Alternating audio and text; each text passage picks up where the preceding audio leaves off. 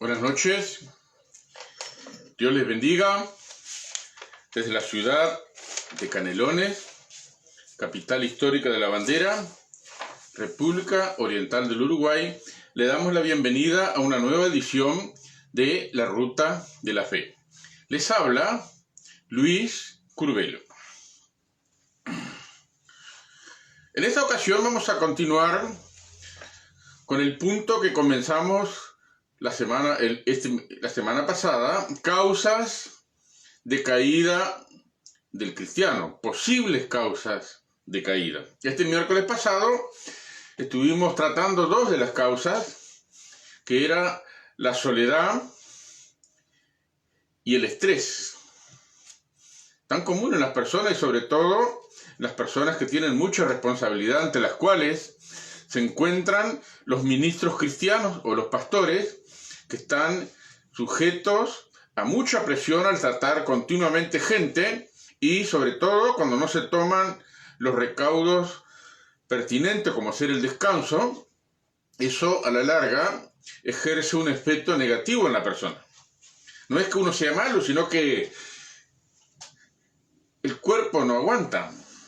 Y en esta ocasión vamos a estar compartiendo otro punto, otro posible causa de caída, que son las cosas sin resolver de nuestro pasado o algunas áreas de nuestra vida que todavía no hemos crucificado plenamente o no hemos consagrado.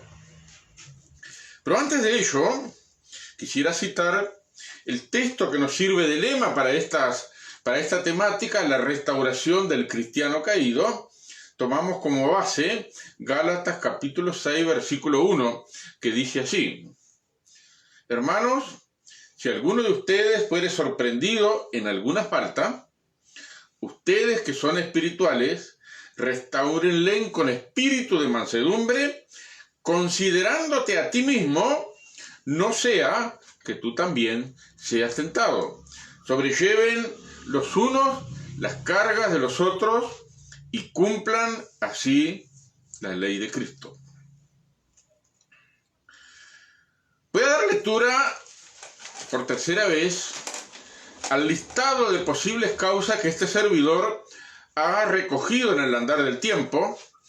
Dice así: primero, caído en el campo de batalla, que estuvimos hablando el miércoles pasado. Segundo, caído por áreas sin crucificar o falta de sanidad interior. Caído por los enfoques desenfocados. Cuarto, caído por el desconocimiento o negación de las propias limitaciones. Quinto, caído por el fracaso y la derrota. Sexto, caído por causa de la depresión, la culpa o el miedo. Séptimo, faltas graves a la moral, abuso de confianza y falta a las lealtades. Octavo, que va a ser el último punto de la semana que viene, el próximo viernes, Dios mediante, atentado a las cofradías de poder. Octavo, el yugo desigual y las desavenencias matrimoniales. Décimo, lo más conocido, descuido de los deberes espirituales. Y 11, la soledad, caída por causa de la soledad, la cual es muy mala consejera. Estas son algunas de las causas en este listado que este servidor ha sido testigo presencial en el andar del tiempo, y algunas de ellas han sido vivencias personales. Tengo que hacer una aclaración aquí. Cuando hablamos de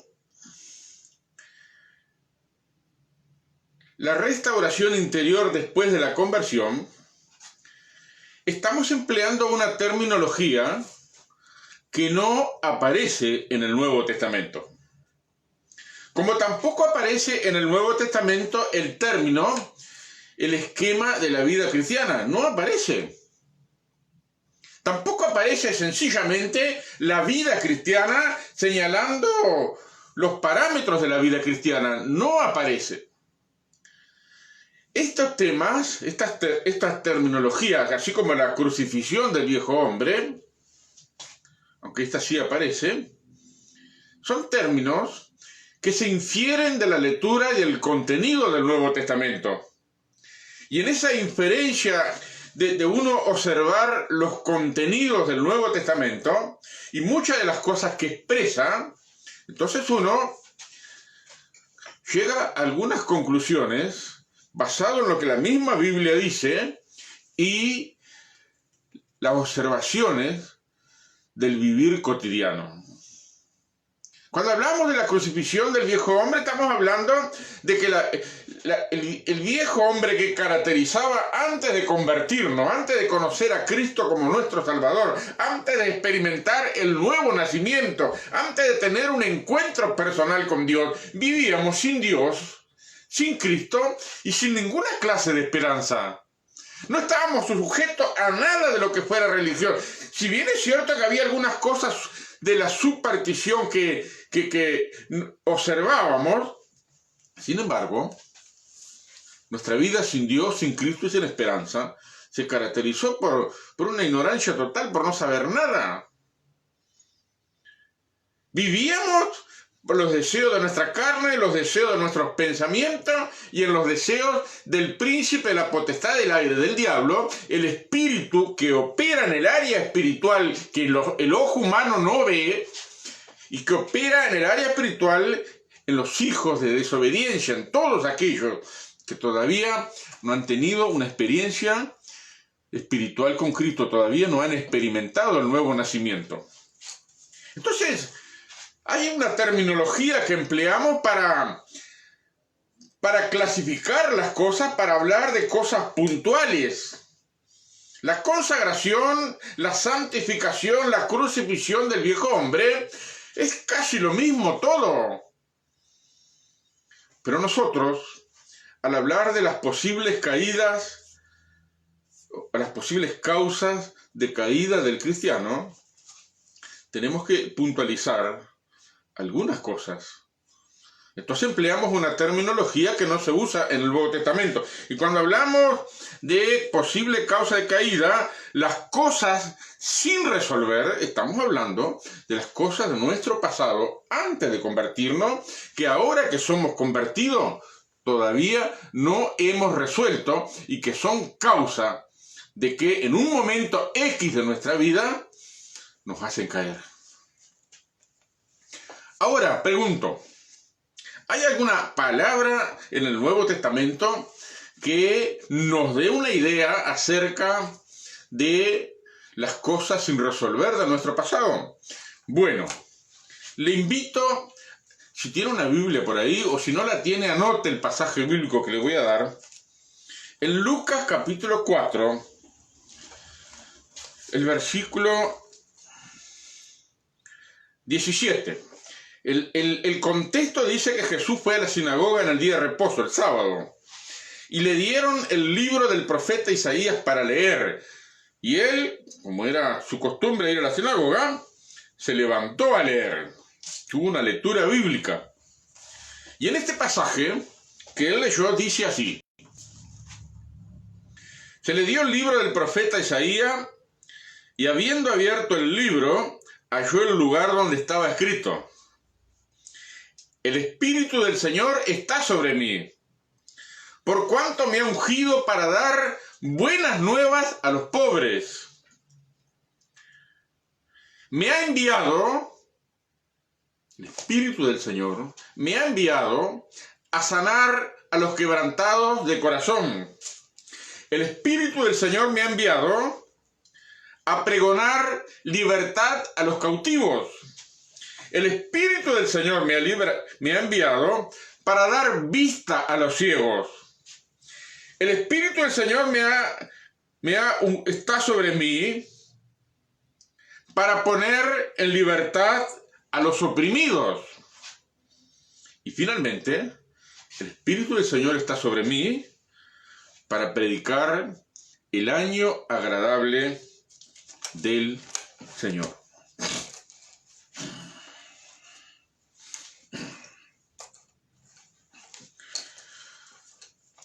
En el año 2013 que hice una parada, lo dije y lo vuelvo a repetir. Este pasaje de las Escrituras, el Espíritu Santo me lo reveló. Lo entendí por primera vez en mi vida, lo había leído un montón de veces, pero nunca pude asimilar su contenido. Pero en ese año 2013, durante todo el 2013, desde enero hasta diciembre, hice una parada de evaluación. En ese entonces era pastor de la iglesia en Canelones, paralicé todas las actividades fuera de la iglesia, solamente nos quedamos con los cultos. Y tuve, si se quiere, un devocional que duró casi un año. Y en ese devocional, buscando en la presencia de Dios. Ya venía de todo un 2012 de depresión, de sentimiento, de fracaso, de consultar con muchos líderes, hasta con mi líder inmediato. Fui a consultarle, le pedí hora y día para estar en su casa y abrir mi corazón y decirle que era un completo fracaso, que me sentía mal, que no servía para nada. El 2012 tuve en un año súper depresivo porque me sentí inútil, incompetente. Sentí que Dios se había equivocado conmigo, poniéndome en el ministerio como pastor. Sin embargo, el 2013, en enero del 2013, ya Dios puso una inquietud en mí. Me decidí a investigar por qué me sentía mal. Y entre todas las cosas que Dios me mostró en el 2013, una de ellas fue este pasaje. Y por primera vez lo entendí. El Espíritu del Señor, mire, acá hay un proceso, que no, lo tengo anotado acá. El proceso, la misión de nuestro Señor Jesús fue restaurar al pecador. Y acá establece un proceso. Hay un proceso. ¿Qué es un proceso? El proceso es una sucesión de fases en desarrollo que causa transformaciones o un resultado. Repito, el proceso es una sucesión de fases en desarrollo que causa transformaciones o un resultado. Hay un proceso que se sigue con un fin determinado. Hay un proceso que se sigue para lograr un resultado específico. Y si miramos atentamente esta palabra, de la cual no solo yo no entendía, hasta el 2013, nunca había escuchado predicar sobre esta palabra. Nunca. Hace poquito me enteré que un pastor de nuestra organización tuvo una disertación larga sobre este pasaje. Pero hasta el 2013, casi 40 años de mi vida cristiana, ni siquiera una sola vez escuché una prédica, una exposición, un detalle, una explicación de este pasaje de Lucas capítulo 4, versículo 17 al 19. Donde Jesús relata la restauración del Hijo de Dios. Tengo que hacer un paréntesis aquí para decir otra cosa que no aparece en el Nuevo Testamento, el esquema de la vida cristiana. No aparece, pero se nos inculcó un esquema, y el esquema tradicional que a mí me inculcaron y a muchísimos otros cristianos de mi edad, y mirando los libros de muchos libros que he leído, también ese esquema lo han planteado así a través del tiempo. El esquema de la vida cristiana se componía de 3 puntos: la conversión, el discipulado y el servicio. El esquema tradicional de la vida cristiana que hemos recibido, que hemos heredado, se compone de 3 puntos: la conversión, el discipulado y el servicio. ¿Está mal? No, señor, está bien. Pero ¿sabe cuál es el detalle? Que es un esquema que está incompleto. Porque si uno estudia un poquito detenidamente el Nuevo Testamento, y sobre todo en lo que tiene que ver con la reconstrucción de nuestra vida después de la conversión, entonces uno se da cuenta, a través de lo que dice la Escritura, que el esquema de la vida cristiana se compone de 5 puntos. Primero es la conversión. Si no nacemos de nuevo, estas fases del proceso nunca se van a llevar a cabo. Pero si logramos nacer de nuevo al arrepentirnos de nuestros pecados y recibir a Jesucristo como nuestro Salvador, entonces el Espíritu de Dios nos hace nacer de nuevo, nos salva, nos purifica, nos santifica y nos hace hijos de Dios. Y al ingresar al nuevo nacimiento en la conversión, entonces pasamos a la siguiente etapa, que es la restauración interna. El error que hemos cometido muchas veces, que me consta, tengo bastante documentación para esto, que cuando uno se convierte, ya enseguida lo perfilan a prepararse para servir al Señor. Tenés que ingresar al Instituto Bíblico para servir al Señor. Tenés que ingresar al Instituto Bíblico para servir al Señor. ¿Es mala la idea? No, Señor, es buena. Pero nos salteamos una fase del proceso, que es la restauración interior. Vamos a mirar detenidamente este pasaje y vamos a ver si usted piensa igual. Miren, hay 7 cosas que menciona este pasaje. La primera es el nuevo régimen, el régimen del Espíritu de Dios. El Espíritu de Dios del Señor está sobre mí. Nacemos de nuevo por obra sobrenatural del Espíritu Santo. No es la teología la que salva. Podemos saber 1,5 kilos de teología y ser el más perverso de los pecadores. Pero cuando uno enfrenta su condición espiritual en la presencia de Dios y clama a Dios por perdón y por liberación, entonces de alguna manera el Espíritu de Dios efectúa una transformación y nacemos de nuevo de una forma sobrenatural. No somos nosotros quienes gestamos el nuevo nacimiento, es el Espíritu de Dios.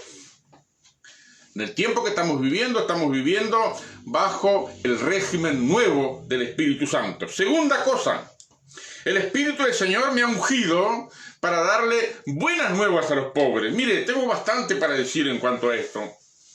En primer lugar, la pobreza que se refiere aquí no es la pobreza material, es la pobreza espiritual. Nosotros enfrentamos, yo nací pobre, fui pobre de recursos cuando niño, cuando joven. Pero ¿saben que la pobreza material se puede revertir? Podemos cambiar nuestras realidades presentes con un poco de esfuerzo, un poco de trabajo, un poco de ingenio, un poco de sabiduría. Algunos estudian, adquieren conocimiento y logran hacer una carrera para salir adelante en la vida. La pobreza de recursos es algo que se puede remediar. Pero hay una pobreza que no se puede remediar así nomás, que es la pobreza de dignidad. Miren, cuando me convertí, en la congregación me recibieron, pero nunca me perdonaron de donde vine. Vine de los bajos fondos, sin referencia familiar, era lo peor de lo peor. Así como acá hay barrios como el barrio Borro y la Cantera, acá en Canelones, que prolifera, es una referencia de lo peor. Este servidor, cuando se convirtió, vino del barrio de lo peor, de lo más bajo, de ser malandro, de ser homosexual, de ser prostituto, de ser chorro, de ser degenerado, ser malviviente. Pero Dios tuvo misericordia, me perdonó mis pecados, me aceptó, me transformó y me hizo un hijo suyo. Y en la iglesia donde nos congregábamos, en la denominación donde nos congregamos, nunca me perdonaron porque vos sos esto. Mirá de dónde venís. Eso me lo dijeron muchísimas veces. Mirá que sos un hijo de mala madre. Me lo dijeron. Mirá de qué familia venís. Me lo dijeron varias veces y muchas personas. Mirá cómo hablás. Mirá que sos un bruto. Mirá que sos esto. Mirá que sos aquello otro. Mirá. Y saben, paradójicamente, en el 2013 recordé esa realidad.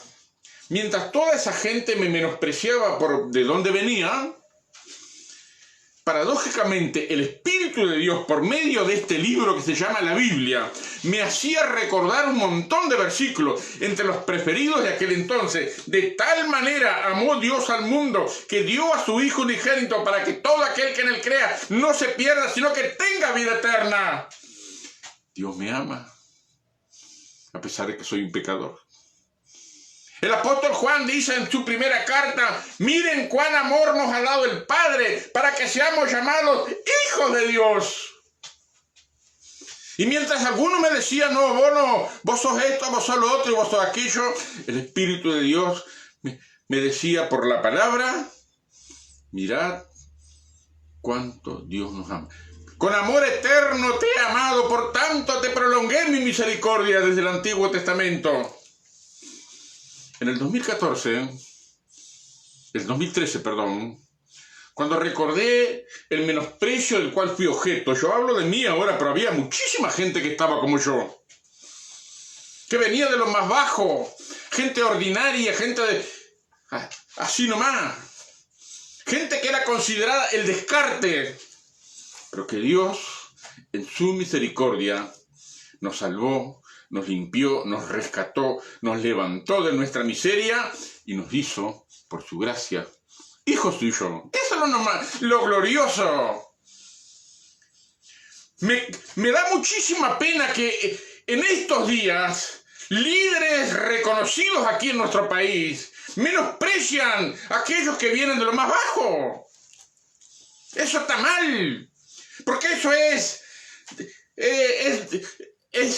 falta de consideración al amor de Dios, que escogió lo débil del mundo, lo vil del mundo, lo menospreciado, lo que no vale ni 2 pesos. Dios lo escogió porque nos amó y nos limpió de nuestros pecados con su sangre, y desde nuestra ruina, desde ahí del trasfondo que hemos venido, nos levantó como hijos de Dios en victoria para ser ministros suyos y para servir a nuestro prójimo. Entonces la pobreza de dignidad es una cosa muy seria. En el 2013, por primera vez en mi vida, casi 40 años de cristiano, acepté el hecho indiscutible: yo soy un hijo de Dios, no soy poca cosa, no soy lo más grande, pero soy un hijo de Dios, no soy poca cosa. Y he podido comprobar, porque lo he compartido, lo he predicado, lo he hablado personalmente, muchísimos cristianos no tienen la dignidad de ser hijos de Dios. Somos hijos de Dios. Y cuando nos golpean, nos menosprecian, nos hacen recordar continuamente quiénes somos, entonces uno puede debilitarse y caer. Pero el Espíritu del Señor está sobre mí, dijo Jesús, para darle buenas noticias a los pobres. ¿Cuál es la buena noticia? Que Dios me ama, que Dios me perdonó, que Dios me aceptó, que Dios me levantó, que Dios me está usando, que Dios va a hacer grandes cosas conmigo, a pesar de lo que me gritan al oído: vos no servís, vos no estás calificado, etcétera, etcétera. Tenemos que aprender. Bueno, vamos a escuchar lo que dice fulano, tiene derecho a decirlo, pero yo voy a guiarme por lo que dice la palabra de Dios. La palabra de Dios me declara un hijo suyo. Entonces tengo esa dignidad y debo actuar con la dignidad de los hijos de Dios. No soy poca cosa. Si fulano de tal dice que soy poca cosa, bueno, allá él. El problema lo tiene él. Yo no tengo por qué tener ese problema. Tercero, el Espíritu del Señor me ha enviado a sanar a los quebrantados de corazón. Es un hecho. La vida humana está plagada de sufrimiento. Miren, Jesús habló en esta frase: me ha enviado a sanar a los quebrantados de corazón. Habló específicamente del dolor y el sufrimiento que ha dejado huellas profundas en nuestro interior. Huellas que muchas veces permanecen hasta el final de nuestros días. Porque hay una herida adentro, hay un trauma emocional que nos lastimó, que nos deformó, que nos descolocó, que nos dejó por el piso. Pero Dios muestra su amor para con nosotros, que a pesar de que ser pecadores, Cristo murió por nosotros para sanar las heridas internas de nuestro corazón. Y he podido comprobar que aún hay ministros cristianos, y yo fui uno de ellos, que al estar con cosas de su pasado que no han resuelto, con el tema del dolor, no han cerrado sus heridas, esa herida permanece abierta y sigue presionando, sigue actuando, y llega un momento que uno hace crisis y cae. Cuarto, el Espíritu del Señor está sobre mí porque me ha ungido para pregonarle libertad a los cautivos. Esto es muy interesante. En el año 2013, cuando paré, ¿saben? Fue la primera vez en mi vida que tomé conciencia plenamente que nunca jamás había escuchado un sermón acerca de los hábitos que hay que cambiar. Hábitos de la vieja vida que están arraigados en nosotros por la fuerza de la costumbre y la repetición. Y en este proceso de conversión que entramos en la restauración interna, que tenemos que resolver las cosas de nuestro pasado, en las cuales también tenemos que cambiar nuestros principios y nuestras convicciones, porque el Evangelio cambia las cosas. El Evangelio es promotor de cambio. El Espíritu Santo es promotor de cambio. La conversión es promotora de cambio. Y cuando venimos a Cristo, venimos ya con nuestros hábitos adentro. Y poco a poco tenemos que ir identificando los hábitos. He dicho varias veces, lo vuelvo a repetir, que yo era chorro. Y después que me convertí, seguí robando. Hasta que en un punto de la vida, el Espíritu de Dios me mostró que yo tenía un problema con el robo. Ya no robaba como antes, que vivía para delinquir. Pero el hábito de manotear había quedado en mí, aprovechando las circunstancias, porque siempre hay circunstancias, siempre hay formas de aprovechar, que se cruzan nuestro camino. Y cuando tomé conciencia de ello, entonces tuve que enfrentarme con Dios para renunciar de ese hábito, confesar ese hábito, tomar nota que tenía un hábito arraigado en mi vida y lo tenía que romper. Nunca escuché un mensaje en cuanto a los hábitos, aunque últimamente, en los últimos 10 años, se está hablando mucho en los libros. Y últimamente estoy viendo que hay gente cristiana, hay líderes que se están ocupando de los hábitos, porque los hábitos hacen fuerza en nosotros. Para darle una idea cabal del poder que tiene un hábito, vamos a suponer que nos mudamos a un nuevo barrio que no conocemos nada, no sabemos las características, no sabemos si es tranquilo, si es peligroso, si hay chorros, si no hay, cómo es la cosa, no sabemos. Y ya el primer día de estar establecido en la casa, lavamos la ropa y dejamos la ropa en la cuerda toda la noche, porque allá donde vivíamos antes no teníamos ningún problema, dejábamos la ropa en la cuerda. El otro día, la ropa ya no estaba. Entonces uno empieza a asesorarse, no, bueno, hay que dejar la ropa en la cuerda. Entonces uno se forma una idea, bueno, voy a lavar la ropa, la voy a tender, pero a las 6 de la tarde, antes que oscurezca, tengo que juntar la ropa, porque si no de noche me la roban. Y así está uno un montón de días, llegan las 6 de la tarde y va con el baldo o el latón a juntar la ropa, porque el pensamiento es, si la dejo en la cuerda me la roban. Pero llega un punto en el andar cotidiano que ya no pensamos que nos van a robar la ropa. Vamos y lo hacemos sin pensar, porque ya formamos el hábito de que a las 6 de la tarde tenemos que juntar la ropa.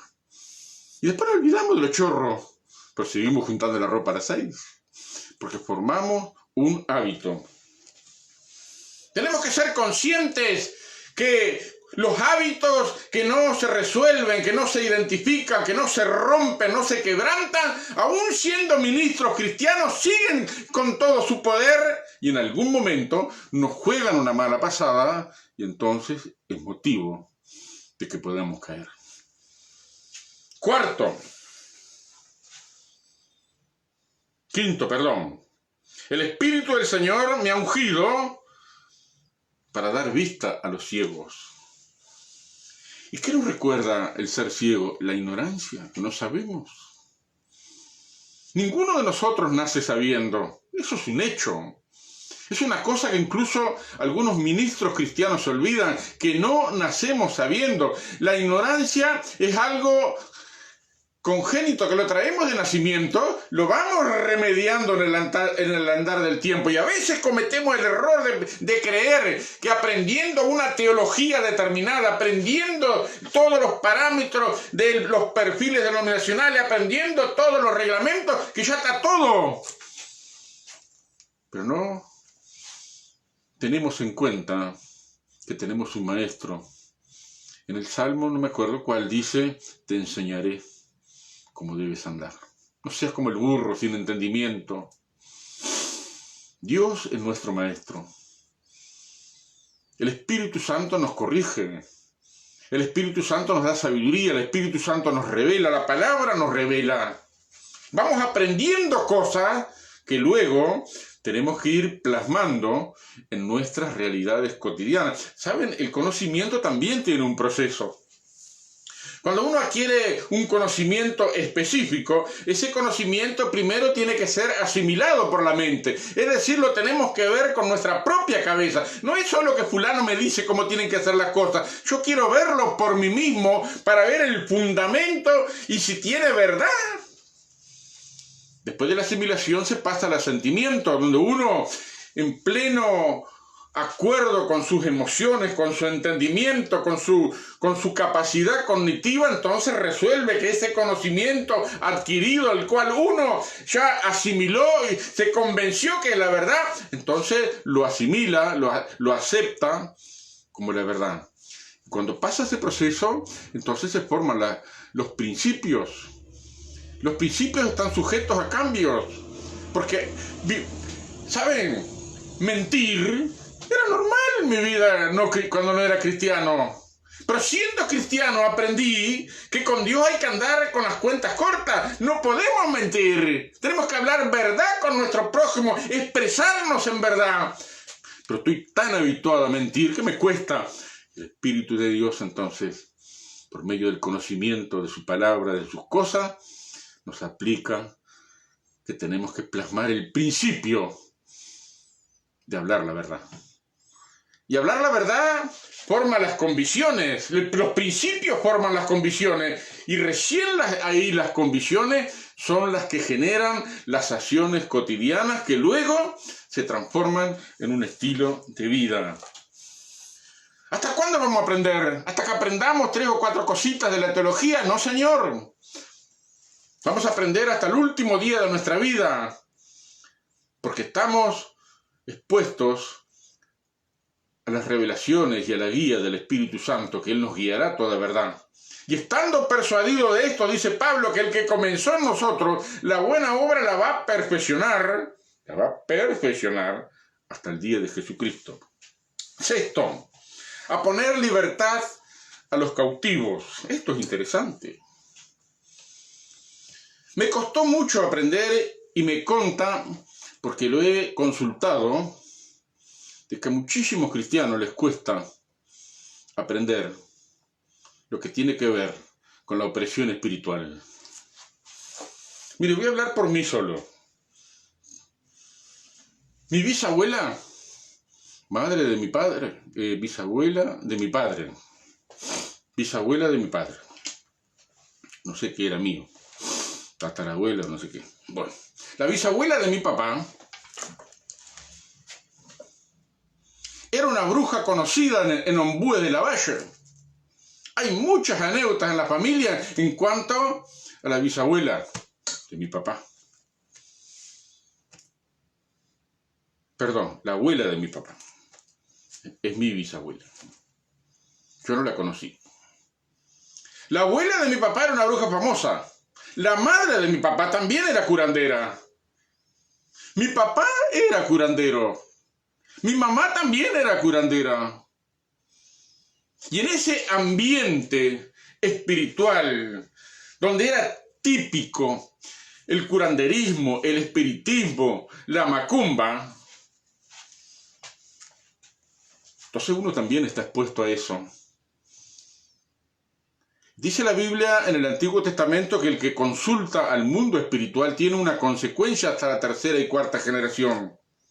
Y uno tiene que tomar conciencia de ello, de que hay realidades espirituales en las cuales uno tiene que tomar conciencia y afrontar para renunciar a ella, para tener en cuenta que hay una influencia espiritual del mundo de las tinieblas. Miren, Pablo dice en la carta a los Efesios que no debemos darle lugar al diablo. Darle lugar al diablo en nuestra vida sin Cristo era lo habitual. Y ahora que somos cristianos, si no tenemos en cuenta lo que es darle lugar al diablo, sin darnos cuenta le damos lugar al diablo, porque estamos habituados a eso. Por esa opresión espiritual, Jesús dice que vino a poner en libertad a los oprimidos. Es un proceso de restauración. Y este finaliza que Él vino a predicar el año agradable del Señor. El proceso que Dios comienza en la conversión y que pasa luego a otra fase del proceso, que es la restauración interior o la sanidad interior, como quiera llamarle, en el cual inmediatamente de la conversión uno intenta resolver los conflictos internos, los traumas, toda esa experiencia que han dejado una huella, que nos perturba el sueño por la noche, que modifica nuestro temperamento, que actuamos en consecuencia. Bueno, ahora que estamos en el camino del Señor tenemos que resolver esas cosas. Y si no las resolvemos, estamos en una posición de autoridad y de responsabilidad en la iglesia, y en algún momento dado todo se junta, es como la reacción en cadena, es una serie de cosas que un día revienta. Y entonces ocasiona la caída. Pero la liberación que nuestro Señor Jesús nos da hace que vivamos una experiencia nueva, el año agradable del Señor. Déjenme decirles que en la iglesia donde estoy congregado actualmente, me sorprendió de entrada saber que ellos ya tenían un programa de 3 años, inmediatamente de la conversión, para tratar las situaciones tóxicas, todas esas cosas que afectan nuestro temperamento, nuestra personalidad. Se habla mucho en la iglesia donde me congrego acerca de la picardía criolla, que es uno de los rasgos de nuestra idiosincrasia nacional en la República Oriental del Uruguay. El cristiano no puede vivir con la picardía criolla, estando a la pesca de cómo le piso la cabeza a alguien para sacar partido, sacar provecho. Es algo que traemos innato en nosotros porque lo hemos cultivado desde nuestra niñez. El entorno nos ha cultivado, nuestros padres lo han cultivado y por ende nos criamos y nos formamos como personas bajo ese principio. Pero ahora el Espíritu de Dios quiere resolver esas cosas. No guiarnos por los fundamentos de la picardía criolla, sacar el máximo provecho pisando en la cabeza a alguien. Déjeme decirle que en la iglesia me llamó tanto la atención que hay un programa de 3 años en los cuales prácticamente no es mucho lo que sirve en la iglesia, porque la prioridad es pasar por unos cursos que tratan sobre esas cosas internas que tenemos que resolver. ¿Y saben? Me sorprende, me ha sorprendido una iglesia relativamente joven que tiene más de 60 obreros, entre obreros y líderes. Por supuesto que el pastor sobrepasa mi capacidad de administración y todo eso. Yo ni lejos ando en eso. Tiene mucho que ver la persona del pastor, pero hay un enfoque ahí bien dirigido. Después de la conversión, hay que sanearnos por dentro antes de servir. ¿Cómo vamos a servir si estamos mal por dentro? De hecho, yo conozco muchísimos casos, y yo soy uno de ellos también, que estando en una posición de ministerio, con cosas sin resolver en el interior, que siempre están molestando, siempre están haciendo fuerza, siempre están aflorando en las realidades cotidianas, uno no tiene mucho éxito, porque hay algo que nos estanca y nos remacha al piso. Y el Espíritu de Dios quiere hacer esa obra de sanidad interna dentro de nosotros. Para terminar, quiero leerles, por supuesto, al decir para terminar, porque se me acaba el horario, el tema sigue. Esto es apenas tocar la superficie. Pero en Efesios capítulo 4, una porción que he leído muchas veces, la voy a seguir leyendo, porque tiene trascendencia en la iglesia local en el día de hoy, el año 2020, aquí en la República Oriental del Uruguay. Efesios capítulo 4, versículo 22 dice así, lo voy a leer pausado. En cuanto a la pasada manera de vivir, despójense del viejo hombre, que está viciado, conforme a los deseos del error. El viejo hombre, la vieja naturaleza caída, el hombre, ese viejo hombre que traemos desde nacimiento, está viciado, conforme a los deseos engañosos ¿de quién? De Satanás, de Mandinga, del diablo, que nos maneja. Verso 23. Renuévense en el espíritu de vuestra mente. Verso 24. Vístanse del nuevo hombre, creado según Dios en la justicia y santidad de la verdad. Miren las recomendaciones que siguen. Verso 25. Por lo cual, desechando la mentira, dejándola, hablen verdad cada uno con su prójimo, porque somos miembros los unos de los otros. Verso 26. Airaos, enójense, tengan cuidado con la ira. Dice, airaos pero no pequéis, no se ponga el sol sobre vuestro enojo. Es decir, es imposible evitar calentarse y enojarse y airarse. Pero tenemos que fijar el hábito de que no bien el sol se va a dormir, tenemos que dejar el enojo. Verso 27. Ni deis lugar al diablo. Esto está relacionado con lo anterior. En la ira se le da lugar al diablo, pero ¿cuántas cosas hay en las cuales nosotros le damos lugar al diablo? Verso 28. El que hurtaba, no hurte más, sino trabaje, haciendo con sus manos lo que es bueno para sí mismo y también para que tenga que compartir con el que padece necesidad. Verso 29. Ninguna palabra corrompida salga de vuestra boca, sino la que sea buena para la necesaria edificación a fin de dar gracia a los oyentes.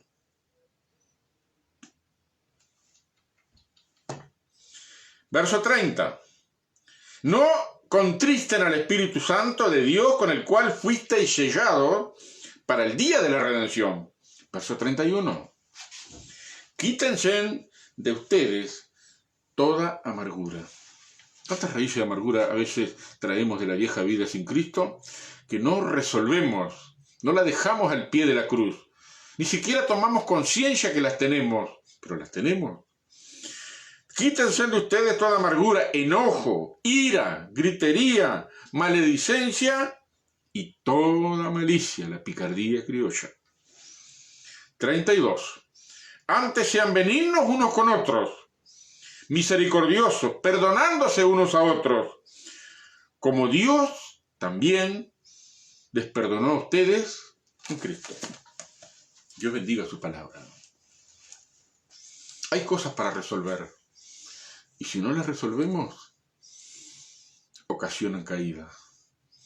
Cuando la presión es mucha, cuando confrontamos gente, confrontamos el mundo espiritual, cuando estamos ahí pegando en el mundo espiritual y no tenemos las cosas resueltas en nuestro interior, entonces estamos en debilidad, estamos dándole lugar al diablo y él nos maneja, no, porque anda como perico por su casa. Por eso es que el esquema de la vida cristiana comienza con la conversión, sigue con la restauración interior, sigue después con el discipulado, sigue después con el servicio, pero en la iglesia local, acá donde estoy congregado, aquí donde estoy bajo la cobertura de mis pastores, allí donde estoy congregado con los demás hermanos en Cristo, allí estoy sirviendo y desarrollando las capacidades y dones que el Espíritu Santo de Dios me ha dado a mí especialmente. Y finalmente, en ese proceso de tiempo, que no es el mismo para uno y otro, Entonces tenemos que descubrir nuestro ministerio específico. ¿Qué es lo que Dios nos ha dado específicamente? A mí me gusta esto, me gusta lo otro, me gusta aquello.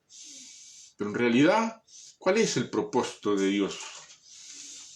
El ministerio tradicional, el esquema de vida tradicional, el esquema de la vida cristiana tradicional que la mayoría de los cristianos hemos recibido, se compone de 3 puntos. Conversión, discipulado y servicio. Es verdadero, pero está incompleto, le faltan 2.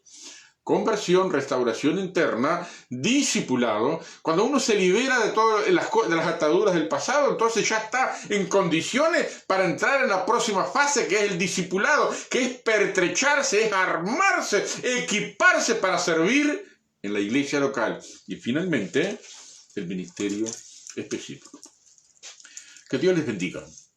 Dios visite nuestra nación, prospere nuestras almas, y el Espíritu Santo nos guía a toda verdad para saber dónde estamos parados, y si hay que resolver cosas, resolvámoslas. Dice la palabra que debemos a ver, permítame, se me olvidó el texto. Hebreos, capítulo 12, versículo 15. Miren bien, miren bien. No sea que alguno deje de alcanzar la gracia de Dios. Miren bien, miren bien, miren. No sea que alguno deje de qué? De alcanzar la gracia de Dios. Que brotando alguna raíz de amargura les estorbe. ¿A quién estorba? Al que la tiene. Pero no solamente estorba al que la tiene, sino dice también, y por ella, por tenerla yo, los que están a mi alrededor también se contaminan. Que Dios nos visite y tenga misericordia de nosotros y podamos hacer los ajustes al examinarnos para adentro, hacer los ajustes que el Espíritu Santo nos dicte a cada uno desde el lugar donde estamos congregados. Dios les bendiga. Muchas gracias por su atención. Nos vemos el próximo miércoles en un nuevo capítulo de la Ruta de la Fe.